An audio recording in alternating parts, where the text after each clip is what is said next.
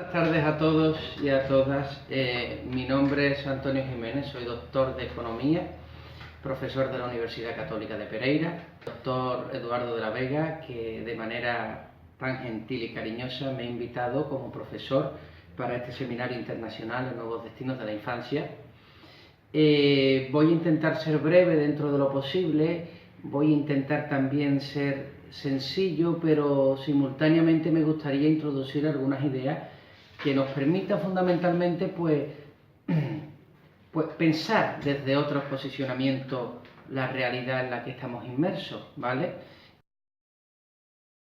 El núcleo central de este seminario, de esta charla, es, en última instancia, entender el concepto de la diversidad en el sujeto postmoderno. Y considero que ese concepto no lo podemos explicar a priorísticamente, sino podemos empezar, a mi juicio, interpretando a partir de un marco teórico existente que se ha dicho sobre la diversidad. Sino que considero que tenemos que entender el caldo de cultivo, el ambiente desde el cual éste emerge. Y este es el sujeto postmoderno. Así que yo tengo que hacer una pequeña introducción sobre esta cuestión, familiarizarlo y contextualizarlo a este ambiente, y luego la diversidad va a ir emergiendo y vamos a ir entendiendo conceptos un poco paradójicos en la manera en la que estoy interesado que así sea, para que luego genere un debate importante en sus cursos y clases, ¿no?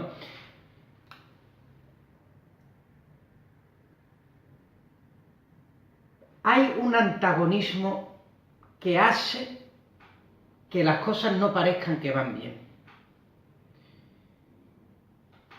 Por un lado, se encuentra una parte de nosotros que es social y por otro se encuentra una parte de nosotros que es íntima. La parte social corresponde al desarrollo histórico de la civilización, le podríamos decir, y cómo la sociedad, el espíritu de la sociedad ha ido avanzando y superando barreras y obstáculos hasta llegar al momento histórico en el que estamos. Este conocimiento, este espíritu social, queda impregnado en las instituciones, en las costumbres, en las tradiciones de las comunidades. Bueno, pues el simple hecho de que hoy haya derechos y un régimen de seguridad jurídica frente al carácter de conquista y de coacción que existía 300 o 400 años atrás, esto demuestra que la sociedad, en algún sentido, va perfeccionándose moralmente. Por otro lado, hay un desarrollo que podríamos llamar individual. Es decir, las personas, en el momento en el que nacen, están obligadas a ponerse a la altura del estado histórico en el que están. Bueno, este es el concepto de la educación, evidentemente. O sea, se le enseñan a los estudiantes que lleguen a ser aquello que ya es el mundo en el que están. Mientras más dilatado sea el desarrollo histórico del momento en el que viven, pues más tienen que estudiar. De tal manera que la educación hoy es mucho más importante que la educación en cualquier otro momento de la historia de la humanidad, porque frente a cualquier otro momento de la historia de la humanidad, estar educado es un elemento intrínseco en el proceso de integración de una vida común y tradicional. ¿Por qué la velocidad es distinta? ¿Por qué uno va más rápido que el otro? ¿Por qué el desarrollo de los pueblos va más rápido que el desarrollo individual de las personas? A mi juicio, por una cuestión de aprendizaje. Es decir, el desarrollo social de los pueblos es infinito. Empieza, pero no acaba. Mientras que el desarrollo individual de las personas tiene 60 años, 70, 80 años de vida, acaba. El desarrollo social de los pueblos va acabando en la memoria colectiva, por medio de las instituciones, de la tradición, de la historia, de los libros. Un individuo nace y nace desde cero. Un individuo tiene que ir superando de manera perentoria y negativa sus instintos básicos más vitales. Esto los tiene que hacer en cualquier momento histórico, pero en este particularmente no solo basta con superarlos, tiene que reenfocarlos, reeducarlos y reaprenderlos, ¿no? Por lo tanto, y aquí viene la primera paradoja que nos llevará al concepto de la diversidad, nos encontramos que conforme mayor es el desarrollo histórico de un pueblo, más cultura, más conocimiento hay inmerso en él, mayor es el destino de la persona en términos individuales para ponerse a su altura. Y esto genera una contradicción. Estamos mejor, y lo que demuestra que estamos mejor es que cada día nos quejamos más. Esta contradicción inherente es la prueba irrefutable, a mi juicio, de que las cosas van a mejor. ¿Cómo es posible que yendo las cosas a mejor, nosotros sintamos que esto cada día está peor?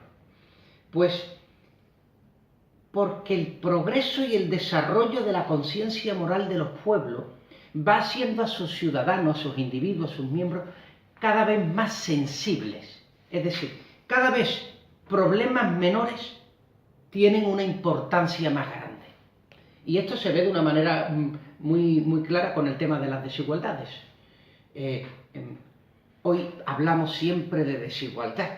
La palabra desigualdad está en boca de todos. Y sin embargo, a pesar de que las desigualdades son muy importantes, solo tenemos hoy día desigualdades económicas. Uno dirá, bueno, ¿te parece poco? Hace 300 años las desigualdades eran simbólicas. Es decir, las desigualdades eran tal que uno era rey y el otro era plebeyo. Es decir, eso se rompió, eso desaparece.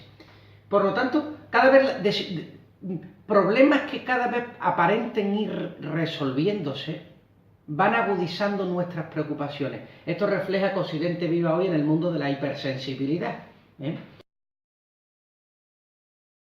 Esta contradicción, como hablaba, esta contradicción de estamos cada vez mejor, pero sentimos que las cosas cada vez están peor, se demuestra perfectamente cuando utilizamos datos empíricos. Si nosotros tomamos indicadores absolutos, indicadores objetivos, como por ejemplo el número de pobres en el mundo, el nivel de pobreza extrema, no hay duda.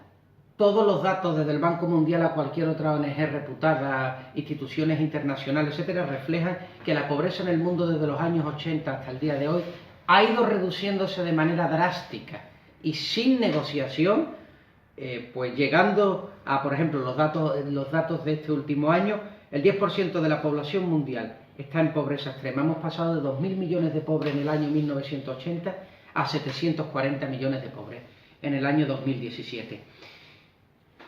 Pero fíjense qué interesante. Si por un lado un indicador absoluto nos está diciendo que las cosas van mejor, el desarrollo histórico de los pueblos, por otro, un indicador subjetivo, yo le llamo indicadores del sentimiento, estadísticas del sentimiento, es decir, la de los individuos, nos muestra lo contrario. Como cada vez estamos más hipersensibilizados de problemas que cada vez son menores, estos se abultan. Por ejemplo, el tema de la desigualdad. Es evidente que entre la desigualdad y la pobreza es mucho más preocupante la pobreza que la desigualdad. Sin embargo, cuando miramos los indicadores de desigualdad, ahí tampoco hay duda. Cada vez la desigualdad es más elevada. En los últimos... Es llamativo, pero en todo el proceso en el que la pobreza se ha ido reduciendo en el mundo, con la misma intensidad la desigualdad se ha ido incrementando. Esta paradoja es la paradoja que hablaba antes del desarrollo histórico de los pueblos, que cada vez va mejor, y la percepción de las personas, de que cada vez está peor.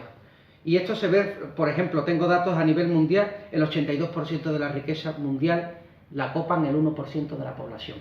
O, por ejemplo, el 20% de la población más rica es 29 veces más rica que el 20% más pobre. En esto recomendaría que leyeran, por ejemplo, el último libro de Bottom Billion de Paul Collier o el de Joseph Stiglitz, el que fuera director gerente del Fondo Monetario Internacional, famoso por libros como El malestar de la globalización, que hace un análisis muy interesante y toma datos muy refrescantes sobre ese asunto. Pero a mí me gustaría, para que cuando ustedes analicen la realidad, que vean esta paradoja, ¿verdad?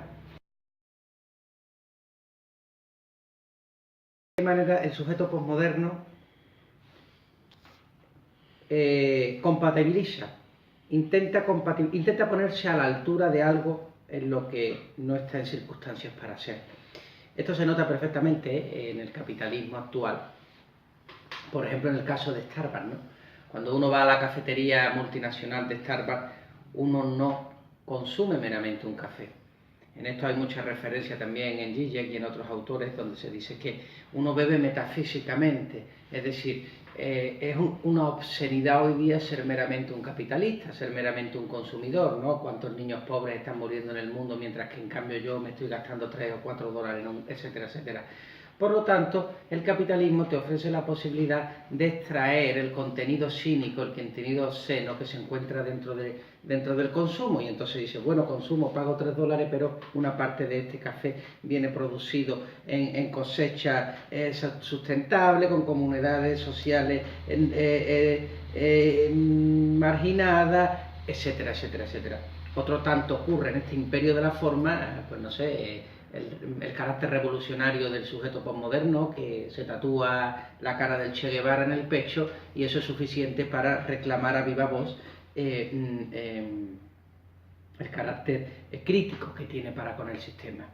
El sistema evidentemente lo que hace es asume ese carácter crítico que él tiene y le vende de manera fetichizada, le mercantiliza esa queja que tiene ante el sistema. O la típica pregunta antagónica de siempre, ¿cómo se puede ser ecologista en un mundo donde uno quiere pagar cada vez menos por el precio de la gasolina, ¿no? Estas son contradicciones que el sujeto ausente no las toma, el sujeto posmoderno no las asimila como propias y que siempre la descarga con una a veces irracional crítica al sistema, como si él no contribuyera de una manera ordenada a su éxito, ¿no? y despliegue. Por eso decía, fíjense en el carácter de una empresa multinacional como es McDonald's, ¿no? A propósito de esa doble bifurcación que les hablaba antes, por un lado de imperio de la forma y por el otro lado de residuo propio de este sujeto posmoderno. El imperio de la forma viene dado en McDonald's por la mañana. Uno va a este tipo de restaurante, todo está limpio, ordenado, simétricamente dispuesto para que los comensales y los clientes encuentren adecuada la ubicación de las sillas, de las mesas, etcétera, etcétera. Un sonriente y elegante camarero te pregunta en nombre propio para sacarte del carácter anónimo de la masa e individualizarte, darte un sentido propio, una identidad. Estamos llegando, ven cómo ya vamos llegando al proceso identitario de la diversidad, vamos aterrizando poco a poco. Y entonces va creando un carácter familiar, un carácter, pues digamos que de alguna manera uno se siente satisfecho y feliz. Pero ¿qué ocurre por las noches en McDonald's? Cuando uno va por las noches en una gran ciudad donde hay un McDonald's, se encuentra lo primero que a las afueras del restaurante está lleno de basuras, toda la basura de la mañana, ¿no? Y ese cariñoso camarero que por la mañana displacentemente te regalaba una sonrisa confidente, ahora actúa de una manera mecánica. El duro golpe de las 14 horas de trabajo lo ha completamente mecanizado. El cliente se va pareciendo más a un vagabundo que va buscando un lugar donde cobijarse durante la noche y todo ese proceso bello, refrescante y envolvente del capitalismo, pasadas las 10 horas se fuma. Ahí están los dos elementos vivos de la esencia, el imperio de la forma y el residuo que queda por detrás. Detrás de esa sonrisa agradable del camarero, lo único que hay es una cadena de producción injusta, unos salarios tradicionalmente muy bajos, y una apropiación por parte del capital de la gran parte de los beneficios de la empresa, ¿no? Por lo tanto, estos son, y se pueden quedar con la idea de McDonald's, este ejemplo que le he puesto de McDonald's para que vean esta doble bifurcación, ¿no? de un sujeto que intenta ponerse a la altura de lo que no está. Y llegamos a la cuestión de la diversidad. ¿Cómo se entiende el concepto de diversidad desde esta posición? Lo primero, nos tenemos que liberar de lo políticamente correcto. Lo políticamente correcto es el imperio de la forma, como les hablaba antes, esa sonrisa cándida del camarero de Starbucks, que en la diversidad se expresa, por ejemplo, con la Declaración de los Derechos Humanos. A mi juicio, la Carta del 47 de los Derechos Humanos es todo lo contrario a diversidad. Y es todo lo contrario a diversidad precisamente porque detrás de la Carta de los Derechos Humanos lo único que hay es residuo, es decir, es mentira. ¿En qué sentido es mentira? Hay dos elementos, a mi juicio, dos trampas que tiene la Carta de los Derechos Humanos, supuestamente donde todo el mundo es respetado, libre, bla, bla, bla, bla, bla, bla. La primera es una trampa que yo le llamo trampa empírica, es decir, una trampa operativa, para que se pudiera dar la idea se pudiera llevar a cabo el concepto de derecho humano, por lo pronto tendría que haber un gobierno mundial que pudiera establecer sanciones e imposiciones a aquellos que no lo cumplan.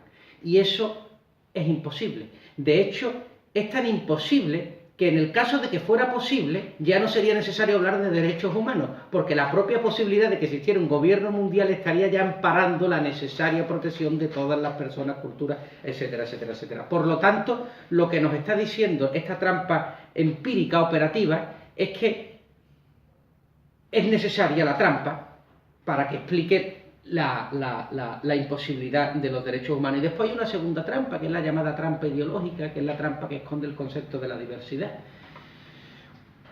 Los nosotros nunca son todos nosotros, siempre son mis nosotros, mis países, mis yoes. Cuando estuve viviendo en México como profesor del Colegio de la Frontera Norte lo noté. Tenía relación con los políticos de la zona donde vivía y en esto entendí muy bien ese lenguaje obsceno de la diversidad aparente por medio de la cual yo hago creer que todos estamos incluidos a condición de que no tenga que incluir a nadie realmente. Este es el punto clave del capitalismo. Recuerden, el camarero de McDonald's es amable contigo a condición de que solo te dediques a actuar como cliente de McDonald's. Muchas veces, no sé si les han ocurrido, pero a mí me ha pasado. Llega alguien, un chico, una chica, un camarero guapo o guapa en McDonald's, es tan amable contigo que a veces uno intenta traspasar ese velo del cliente. E incluso algunos llegan a pedir el número de teléfono, otros incluso le llegan a preguntar, intentan intimar. En ese momento, esa conexión aparente entre el camarero y el cliente se rompe. Desaparece. El camarero o la camarera en ese momento te mira como un loco cínico que dice: este tipo de dónde se ha metido, ¿qué está haciendo? Pues precisamente ese es el concepto de diversidad. Esa posición no será... Me gusta volver a este ejemplo porque es muy ilustrativo y pueden identificarlo. Este es el concepto obsceno de la diversidad. Cuando alguien le diga todos están incluidos, todos están, recuerden el camarero o la camarera de McDonald's. En el momento en el que dejes de actuar como si realmente lo que está diciendo esa persona fuera verdad, la has cagado. Se rompe la comunicación, los significantes se vacían. Los significantes se vacían porque significado no hay en ningún momento, ¿no? Pero vamos a un ejemplo más claro del concepto de diversidad. El sujeto posmoderno es un sujeto aparentemente respetuoso, tolerante con todas las culturas, ¿no? Se dice que vivimos en la época de la diversidad, donde todas las culturas están incluidas, donde todo el mundo tiene derecho a ser, derecho a tal. Como dije antes, todo el mundo tiene derecho a condición de que no lo lleve a cabo. Es decir, el concepto de diversidad acaba siendo un concepto metafísico, de tal manera que se queda viviendo en la metafísica sin ninguna posibilidad de realidad empírica. Es decir, y esto ocurre de una manera muy evidente, por ejemplo, en los casos que hubo con el tema de la inmigración islámica en París, en Francia, a principios del siglo XXI, ¿no? Donde el velo, la cuestión del burka se convirtió en un problema bastante estridente, ¿no? En tanto y en cuanto se decía que, bueno, pues Francia es, digamos, el paradigma de la diversidad, ¿no? Todo el mundo está incluido en Francia. Pero luego nos encontrábamos con estos problemas, con un debate sobre si las niñas tenían o no que llevar velo al colegio, ya tanto burka, que el burka representa el heteropatriarcado de unos países aberrantes que imponen a las mujeres unas tradiciones obscenas, ¿no? Yo no niego que una parte de ese vestido pueda significar eso, pero no voy a ese tema, no me interesa. Lo que voy es realmente a ese concepto de diversidad.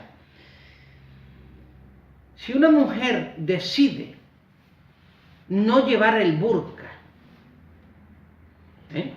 porque dice que, bueno, ella se ha dado cuenta que en su propia autonomía de la voluntad que llevar el burka es una condición obscena de la mujer. El sujeto posmoderno lo celebra como un acto de la autonomía de la voluntad de la persona.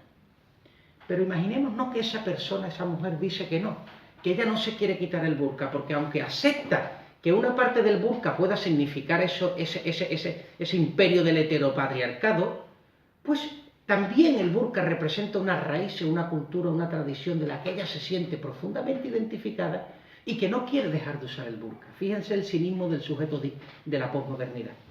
En ese caso, no se respeta la decisión de la mujer.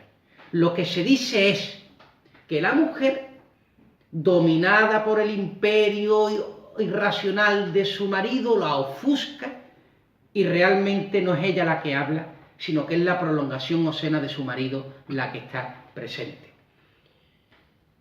¿Qué ocurre en este caso? Que la libertad de la mujer para expresarse culturalmente desaparece. ¿Por qué desaparece? Porque precisamente el sujeto posmoderno, que es el sujeto capitalista, te está diciendo, acuérdense del McDonald's, usted puede ser diversa a condición de que, y esto es una expresión muy española, no toque las narices, es decir, no sea realmente quien es.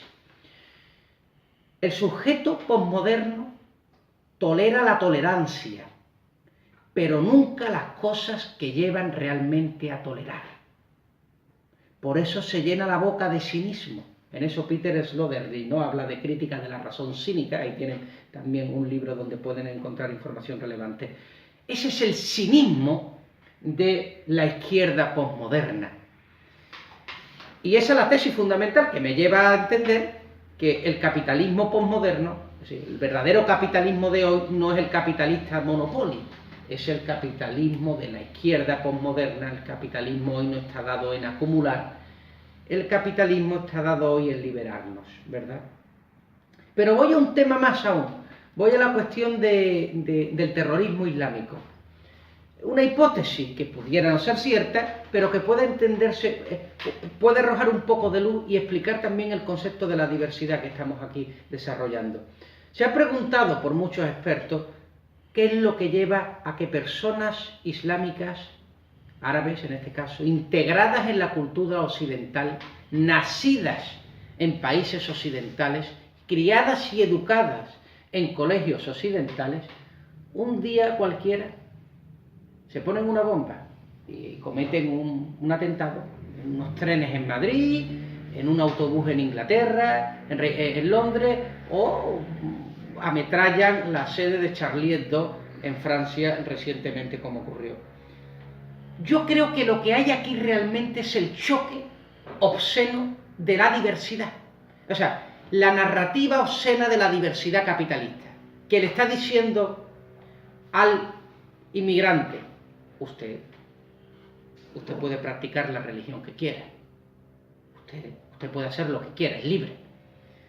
Pero como he dicho antes, lo que no le dicen es a condición de que realmente no lo haga. Es decir, haga como si, como hacemos nosotros. Nosotros hacemos como si no fuéramos capitalistas, pero somos capitalistas. Nosotros hacemos como si realmente fuéramos ateos, pero en realidad hemos cambiado a Dios por dioses, los dioses del dinero. Nosotros hacemos como si. Entonces nosotros le estamos pidiendo a los países islámicos que hagan como si. Pero claro, no se lo decimos porque ese como si está instalado en nuestro subconsciente. El tipo llega a Francia creyéndose que puede practicar su religión, pero se da cuenta que, uno, la mezquita se la ponen a las afueras de París, no, 25 kilómetros más allá.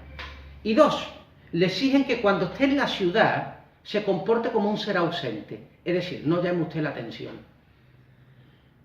A mi juicio, y esto es una hipótesis, eso genera una disrupción en la propia identidad de la persona inmigrante, que por un lado le están diciendo que sea él, pero por otro lado la sociedad se desarrolla de tal manera que le impide que realmente lo hagan. Eso genera una especie de frustración galopante. Por ejemplo, cuando Charlie Hebdo saca esa primera plana donde se sale criticándose a Mahoma, donde se sale criticando, claro, yo me pongo en una situación y digo, bueno, ¿cómo es posible que se me respete mi cultura, que se respete mi religión, pero luego ese mismo país que me lo respeta está insultando mis propias creencias, ¿no? Pongo otro ejemplo de mi ciudad, de Sevilla, ¿no? Ha habido un fuerte debate para acabar con la Semana Santa, ¿no? Las fiestas de la Semana Santa en mi ciudad pues se salen procesiones, hermandades, en nazarenos, donde se hacen manifestaciones religiosas en las calles. Y bueno, el sujeto posmoderno ha dicho que en un país realmente diverso, pues que si hay Semana Santa tiene que estar también el Ramadán, pero que si está el Ramadán también tiene que estar la fiesta de los maoístas, pero que si están los maoístas también tienen que estar los de la... Habría tantas culturas que como sería operativamente imposible que se manifestaran todas en la calle, ¿cuál es el resultado? Que no se manifieste ninguna. O sea, que es curioso, una sociedad diversa se acaba convirtiendo en una sociedad híbrida, en una sociedad sin sustancia, precisamente por un exceso de ella, por un exceso metafísico de ella. Londres es una sociedad posmoderna, por eso Londres es una ciudad tan terriblemente aburrida, donde nunca ocurre nada. El aeropuerto de Ámsterdam es un aeropuerto posmoderno. Tú ves un montón de personas pasar de distintas culturas, donde crees que algo va a suceder, pero nunca acaba de suceder nada allí. Esa es la diversidad que impone el capitalismo. ¿Por qué no se permite que las cosas ocurran? Pues aquí viene el punto negativo del concepto de la diversidad. La diversidad está unida al concepto de libertad, pero no al concepto de libertad del que hablaría Hegel, una libertad como conciencia de la responsabilidad. No, más bien el concepto de libertad que maneja la diversidad posmoderna es un concepto de libertinaje. ¿A qué me refiero con libertinaje? A una libertad incompleta, a una libertad en minúscula. La libertad se compone de dos elementos, una parte positiva y negativa. La parte positiva es la capacidad para hacer cosas, y la libertad negativa es la verte libre de la ignorancia, libre de la extorsión, libre de la criminalidad. El capitalismo solo fomenta una de las libertades, que es la libertad positiva. Esa es la libertad que fomenta la diversidad, la libertad para. Yo soy libre para ser gay, feminista, izquierdista, pero a la vez maoísta, de la vertiente cheguevarista. Yo puedo hacer lo que quiera, pero como no se me está protegiendo la libertad negativa, ¿qué ocurre? Que no la puedo llevar a cabo, porque en el momento en que yo llevo a la realidad mi propio concepto de diversidad, estoy impidiendo que otro lo sea. Estoy impidiendo que otro se vea libre de que uno le diga que Che Guevara era bueno o malo, de que Fidel Castro era bueno o malo, de que como en la Semana Santa. Si sale la Semana Santa, tienen que salir todas las expresiones culturales y entonces la ciudad revienta, por lo tanto no sale ninguna. Fíjense, ¿no? Se van dando cuenta cómo ese fantasma de la diversidad, recuerden el ejemplo de McDonald's, la mujer, la camarera que se reía, pero que detrás de la sonrisa lo único que quedaba era residuo, ¿verdad? En este caso, en la diversidad, lo que hay detrás de una aparente multiculturalidad es nada. Por eso, la única multiculturalidad posible es la del fetiche, es la de la forma. Una pancarta, una camiseta de colores, un tatuaje del Che Guevara con el pañuelo árabe, esta policromía de banalidades. Quiero aterrizar este concepto de diversidad posmoderna en la educación. Ya he dicho anteriormente que yo no soy un profesional de la educación, yo no he trabajado la ciencia no he trabajado la pedagogía, pero a mí me gustaría, precisamente por eso, porque no lo soy, a mí me gustaría darle una visión de la educación desde la perspectiva de esta conferencia que les estoy dando, ¿no? Desde la perspectiva de este concepto de la diversidad, de este obsceno concepto de la diversidad, donde aparentemente todos estamos incluidos a condición de que no lo seamos, ¿no? El sujeto posmoderno, el sujeto diverso, el sujeto multicultural, es un sujeto que lo tolera todo, pero no respeta nada. Porque la diferencia entre tolerar y respetar es que el respeto viene de la realización de las cosas. Yo respeto que tú hagas esto, yo respeto que tú te vistas de esta manera, yo respeto que tú ejercites estas creencias. La tolerancia no, la tolerancia es una posición de sumisión y de poder. Yo te tolero que tú seas maoísta, pero no seas nunca realmente maoísta. Esto es un ejemplo muy curioso, no sé si habrán visto muchas veces, por ejemplo, cuando se encuentra a alguien por la calle y le pregunta, oiga, ¿qué tal estás? Hombre, Pepe, ¿qué tal? ¿Cómo te va? Ah, muy bien. ¿Y a ti qué tal, Manuel? Ah, pues me va muy bien. En el momento en el que tú le digas, pues mira, Manuel, te voy a contar cómo me va, eso es de muy mala educación. El sujeto posmoderno solo quiere dar por hecho que aparece que se está preocupando por ti, a condición de que tú realmente no le digas lo que te pasa. En el momento en que tú le dices, ah, pues mira, Pepe, te voy a contar, Pepe dice, coño, le pregunta, pues ¿cómo está? Y viene a contarme toda su vida, cuando es tan insensible de no entender que tengo que irme al trabajo, que me espera mi mujer, que tengo que ir a la panadería, etcétera, etcétera. ¿Veis? Ver ahí cómo uno nunca llega a realizarse, uno vive profundamente cohibido, profundamente frustrado, autocensurado, uno se autocensura a sí mismo por ese miedo a que el otro vaya a rechazarlo. En el caso de los países islámicos, como dije antes, creo que esa autocensura se resuelve por medio de las bombas, en muchas de las ocasiones, es la manera que tiene para liberarlo. Precisamente porque en los países musulmanes, en aquellos países islámicos en los que la izquierda política tradicionalmente no ha estado bien asentada. A mi juicio, la izquierda política es la compañera perfecta del capitalismo, porque es la que nos permite desinhibirnos. Es decir, yo voto a la izquierda, yo voto en España a Pablo Iglesias, yo voto a López Obrador en México, yo voto a Petro en Colombia, y ya puedo seguir siendo capitalista.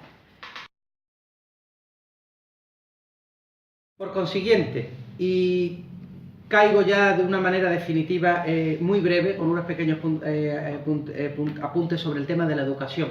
Claro, la educación vista desde el contenido de diversidad del que hemos hablado ya, ¿vale? De esa diversidad es bicéfala, es decir, una cabeza de esa diversidad, como he dicho antes, el imperio de la forma, el imperio de la ficción, el parecer como sí, y la otra la del residuo.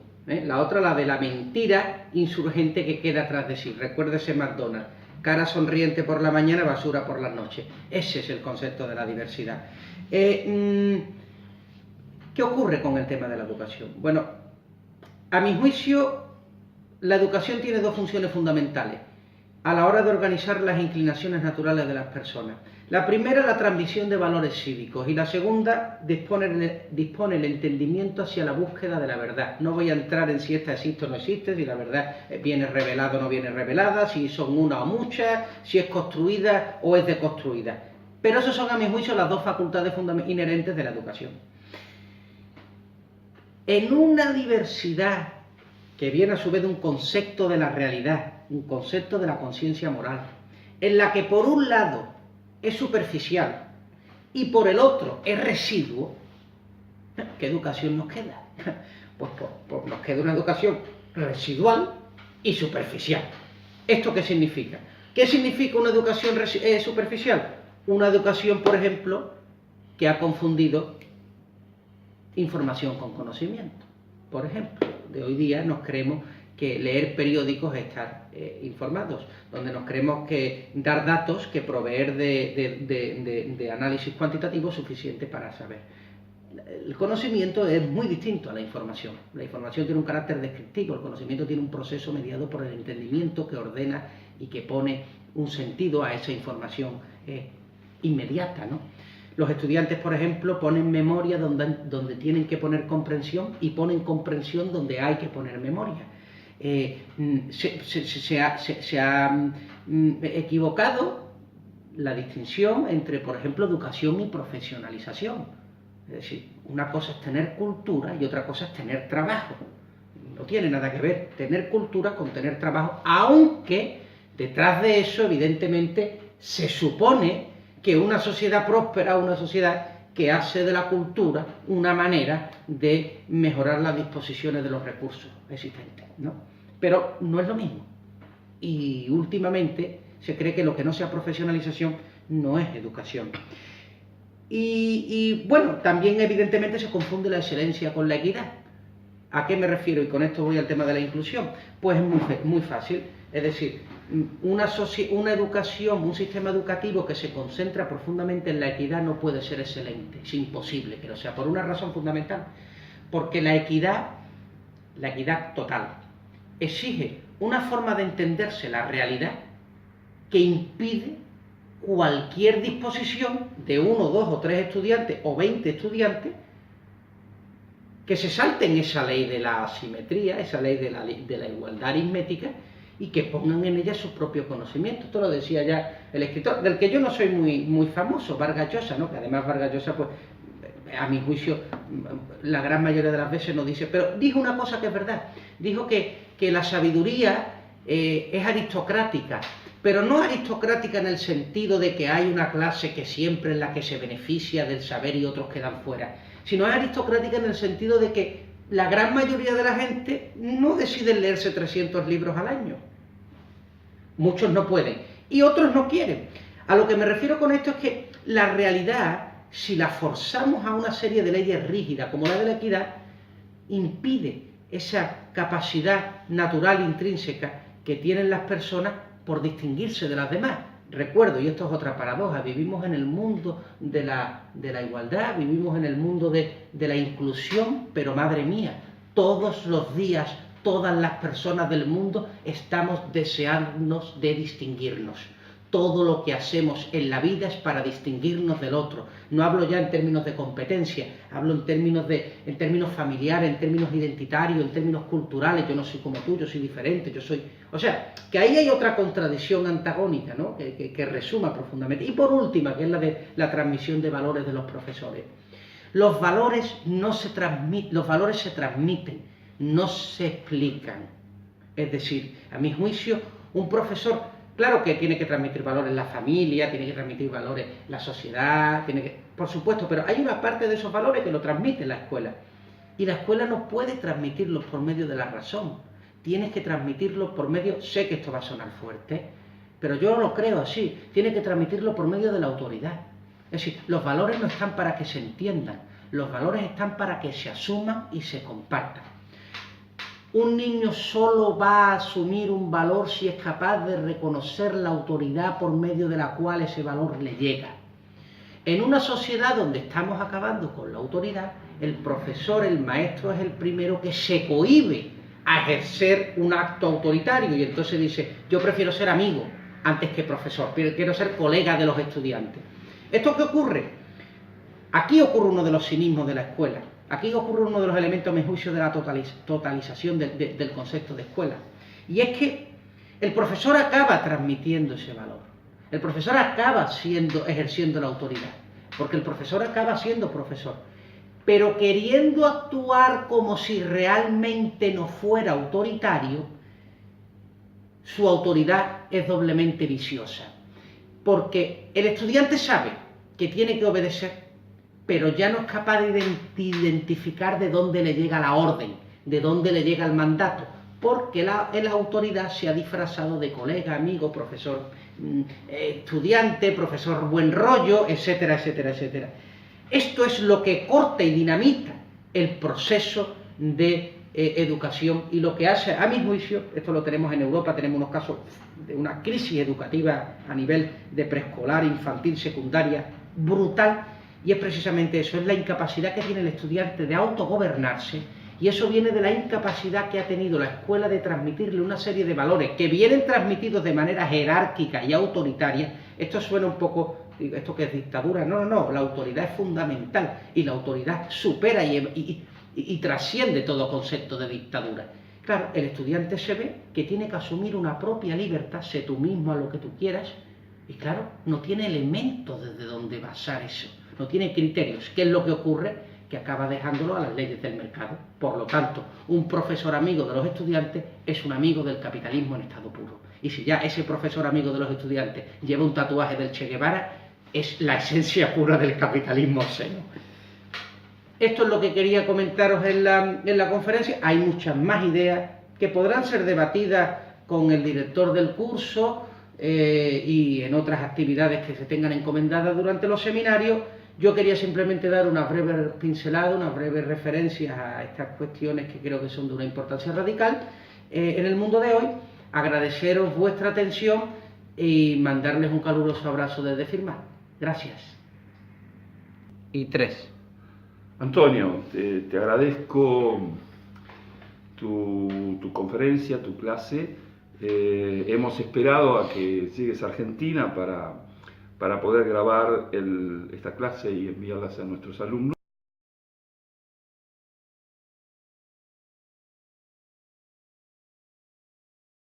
Antonio, te agradezco esta clase, te agradezco infinitamente que puedas compartir con nosotros, con los alumnos del seminario, tu pensamiento.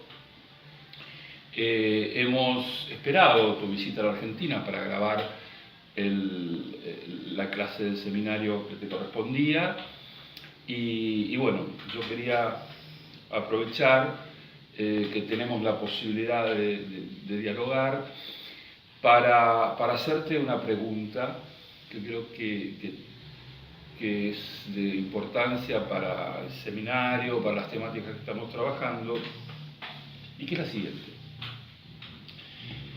¿Cómo ves, qué nos puedes decir de lo que está pasando hoy en Europa en relación a estos paradigmas que hemos trabajado, diversidad, multiculturalidad, incluso inclusión, paradigmas que tienen a Europa como fuente de inspiración?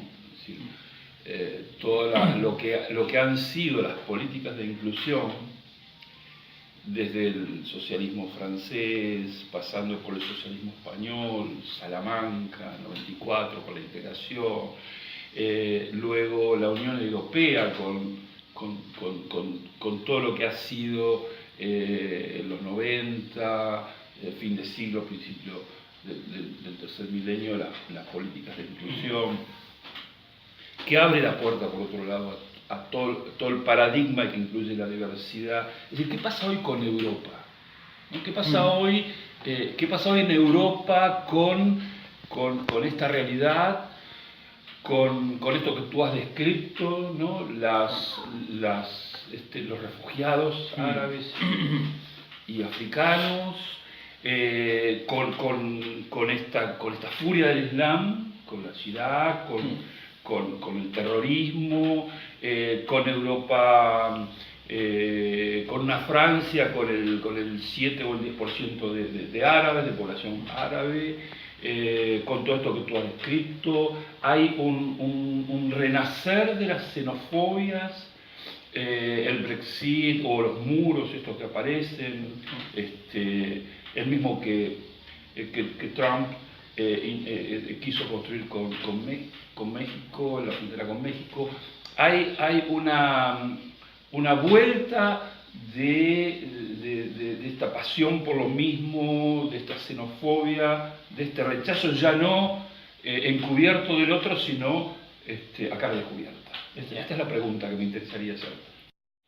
Bueno, Eduardo, muchísimas gracias. Bueno, has tocado muchos temas que creo que tienen todos un origen común. Y tu pregunta es muy acertada, es muy interesante porque vertebra toda la idea de la diversidad y del concepto de la tolerancia. Yo creo que en Europa lo que está ocurriendo hoy es algo muy curioso, muy interesante, y es que está resurgiendo como un brote psicótico todo este proceso de xenofobia, de discriminación, de intolerancia, pero que viene dado desde el propio concepto de la tolerancia. Este es el carácter exquisito que provoca. Es decir, hoy día es el propio sujeto tolerante, es la propia diversidad la que está generando por medio de procesos de represión, precisamente discriminación, precisamente desigualdades, precisamente exclusión, marginación. Y esto lo hemos estado viendo en la clase. Por ejemplo, el tema de, yo diría, por ejemplo, has comentado lo de la cuestión de Trump y lo de los muros, ¿no?, en Estados Unidos, que tiene un origen muy parecido, ¿no?, los votantes. O sea, después de Obama, ¿cómo es posible que después de Obama llegue Trump, ¿no? Yo creo que precisamente es porque no nos acaba de convencer el carácter buenista de, al menos, yo diría, la izquierda europea, esa izquierda que rechaza el capitalismo pero que luego se viste de seda por las noches, ¿no? Que son los movimientos, por ejemplo, de Podemos, Cinque Stelle en Italia, Syriza en Grecia, así. No hemos sido capaces de ser una alternativa coherente al asunto, y no hemos tomado tan en serio estar en contra del sistema imperante, que al final hemos conseguido en una vuelta de tuerca ser sus principales valedores y defensores. De tal manera que, por ejemplo, hoy pongo por ejemplo el caso del feminismo, que es una cuestión en España muy hiriente, ¿no? Somos los defensores aférrimos a la mujer, y hemos conseguido que la autocensura se establezca como la nueva forma de dominación. Es decir, hoy día no viene de fuera el amo, hoy día el amo está asumido dentro de uno mismo. Hoy día uno mismo se autocensura, hoy día uno mismo se autoexcluye y dice: ¿quién soy yo para decirle al otro lo que tiene que hacer? ¿Quién soy yo para manifestar en el ámbito público lo que realmente soy? Entonces, eso en Europa está entronizado. Y esa idea de exclusión es una idea de libertad mal entendida, que es la que impone el capitalismo de tercera generación o el capitalismo postmoderno, ¿no? Entonces, en ese sentido, sí, ha vuelto la exclusión, ha vuelto la xenofobia, pero ahora vuelve desde uno mismo. Es decir, esa es la vuelta de tuerca dialéctica que ha hecho el capitalismo, que ahora la censura se autocensura. Bien, gracias, Santi. Gracias.